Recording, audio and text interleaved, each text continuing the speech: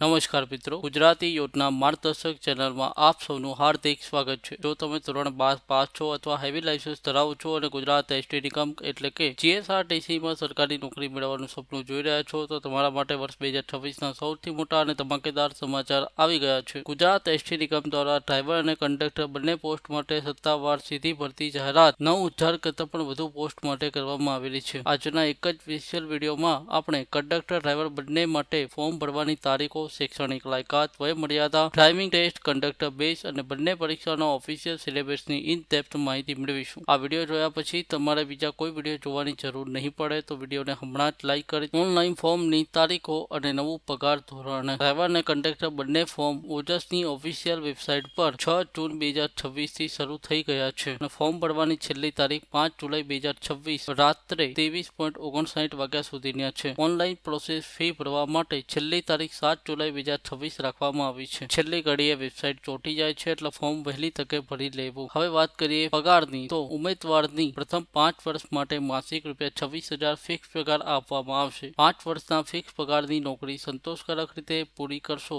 એટલે તમને નિગમના નિયમો મુજબ ફૂલ પે અને નિયમિત સરકારી કર્મચારીને તમામ લાભો મળવા પાત્ર થશે. શૈક્ષણિક લાયકાત અને લાયસન્સ. પહેલા વાત કરીએ કંડક્ટરના પોસ્ટ વિશે. તમે ઓછામાં ઓછું ધોરણ 12 પાસ હોવા જોઈએ અને તેને સમકક્ષ ડિપ્લોમા આઈટીઆઈ કોર્સ કરેલો હોવો જોઈએ. આરટીઓ તરફથી મળેલું વેલિડ કંડક્ટર લાયસન્સ અને બેઝ હોવો જોઈએ અને ફર્સ્ટ એડ સર્ટિફિકેટ ફરજિયાત હોવું જોઈએ. હવે વાત કરીએ ડ્રાઈવર પોસ્ટ માટે. ડ્રાઈવર માટે સામાન્ય રીતે લઘુત્તમ શૈક્ષણિક વર્ષ 12 પાસ અથવા તેના સમકક્ષનું જરૂરી છે. ઉમેદવાર પાસે હેવી મોટર વ્હીકલ અથવા ઓલ હેવી ટ્રાન્સપોર્ટ વાહન ચલાવવાનું વેલિડ લાયસન્સ હોવું જોઈએ. આ લાયસન્સ પ્રાદેશિક વાહન વ્યવહાર કચેરી આરટીઓમાંથી મેળવેલું હોવું જરૂરી છે. હેવી વ્હીકલ લાયસન્સ મેળવ્યા બાદ ઓછામાં ઓછું 4 વર્ષનો હેવી વાહન, બસ કે ટ્રક ચલાવવાનો અનુભવ હોવો જોઈએ. આ અનુભવ પ્રમાણપત્ર સક્ષમ અધિકારી કે સંસ્થાનું હોવું જોઈએ. બંને પોસ્ટ માટે કોમ્પ્યુટરનું બેસિક જ્ઞાન હોવું જોઈએ અને આંખોનું વિઝન એકદમ પરફેક્ટ હોવું જોઈએ. હવે ઉંમરની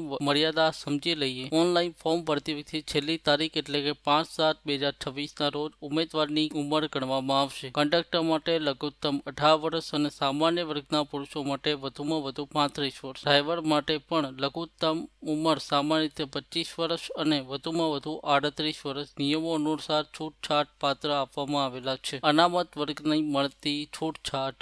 સામાન્ય વર્ગની મહિલાઓ અને અનામત વર્ગના પુરુષોને ઉપલી વય મર્યાદામાં 5 વર્ષની છૂટ મળશે, જ્યારે અનામત વર્ગની મહિલાને 10 વર્ષની છૂટ મળવા પાત્ર છે. દિવ્યાંગ અને માજી સૈનિકોને નિયમ અનુસાર છૂટછાટ, પરંતુ કોઈ પણ સંજોગોમાં તમારી ઉંમર 45 વર્ષથી વધુ ન હોવી જોઈએ. હવે જાણી લઈએ સિલેક્શન પ્રોસેસ. કંડક્ટર માટેની પસંદગી. 100 ગુણનું OMR લેખિત પરીક્ષા લેવાશે, જેમાં મેળવેલ ગુણના મેરિટના આધારે સીધું સિલેક્શન થશે. ડ્રાઈવરની પોસ્ટમાં સૌથી પહેલા તમારી લાયકાત અને લાયસન્સની ચકાસણી થશે. ત્યારબાદ એક ઓબ્જેક્ટિવ લેખિત એટલે કે OMR પરીક્ષા લેવામાં આવશે. જે ઉમેદવારો ક્વોલિફાય થશે તેમના 50% ગુણનું પ્રેક્ટિકલ ડ્રાઇવિંગ ટેસ્ટ, જે ઓટોમેટિક ટ્રેડ પર લેવાય છે, તે લેવામાં આવશે. ડ્રાઇવિંગ ટેસ્ટ પાસ કરવો ફરજિયાત છે અને તેના માર્ક્સ મેરિટમાં ખૂબ જ મહત્વના ગણાશે. Official syllabus. પરીક્ષાનું ધોરણ 12 કક્ષાનું સ્તરનું રહેશે અને સમય 1 કલાકનો રહેશે. નેગેટિવ માર્કિંગ છે. દરેક ખોટા જવાબ દીઠ 0.25 ગુણ કાપી લેવામાં આવશે. જવાબ ન આપવા માટે ઈ વિકલ્પ પસંદ કરવાનું રહેશે. હવે સૌથી પહેલા કંડક્ટરનું સિલેબસ જોઈ લઈએ. સામાન્ય જ્ઞાન, ગુજરાતી, ઇતિહાસ, ભૂગોળ અને વર્તમાન પ્રભાવોના 20 ગુણ, કોમ્પ્યુટરના પાયાના ઉપયોગની જાણકારીના 20 ગુણ, રોડ સેફટી,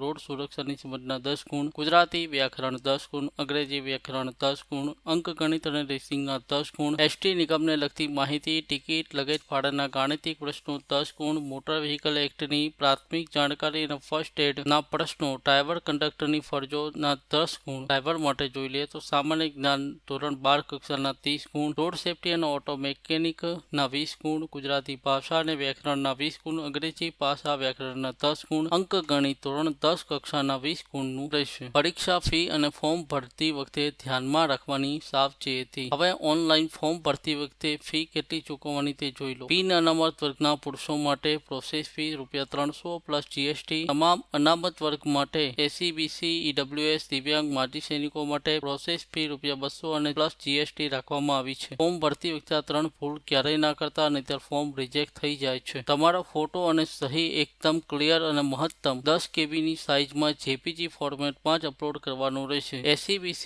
ઉમેદવારોએ પોતાનું નોન ક્રિમિનલ સર્ટિફિકેટ પરિશિષ્ટ 4 મુજબનું જ અપલોડ કરવું, જે 1/4/26 થી 5/7/2026 ની વચ્ચે કઢાવેલું હોવું જોઈએ. જન્મ તારીખનો પુરાવા માટે ફક્ત ધોરણ 10 ની માર્કશીટ અથવા સ્કૂલ લિવિંગ સર્ટિફિકેટ ચાલશે. ગ્રામ પંચાયતના જન્મનો દાખલો માન્ય ગણાશે નહીં. વિધવા મહિલાઓ અને રમતવીરોને મેરિટમાં 5% વધારાના ગુણનો લાભ મળશે. તેના અસલ સર્ટિફિકેટ તમારી પાસે હોવા જોઈએ. તો મિત્રો, આ હતી જીએસઆરટીસી કંડક્ટર અને ડ્રાઈવર ભરતી 2026 ની સંપૂર્ણ ઇન-ડેપ્થ માહિતી. જો તમે લાયકાત ધરાવો છો તો આજે જ ઓજસની વેબસાઇટ પર જઈને ફોર્મ ભરી દેજો. જો તમને આ માહિતી ઉપયોગી લાગી હોય તો વિડીયોને એક લાઇક જરૂર કરજો અને તમારા જેટલા પણ મિત્રો ડ્રાઇવિંગ લાયસન્સ કે કંડક્ટર લાયસન્સ ધરાવે છે તેમના તમામ વોટ્સએપ ગ્રુપમાં વિડીયો હમણાં જ શેર કરી દો. અને કોઈ પણ પ્રશ્ન હોય તો નીચે કોમેન્ટ બોક્સમાં લખજો, હું કોમેન્ટનો જવાબ આપીશ. આવી છે સરકારી ભરતી અને યોજનાની માહિતી મેળવવા માટે સૌપ્રથમ આપણી ચેનલ ગુજરાતી યોજના માર્ગદર્શન સબસ્ક્રાઇબ કરી લો. ફરી મળીશું આવા જ માહિતી સાથે. ત્યાં સુધી આવજો.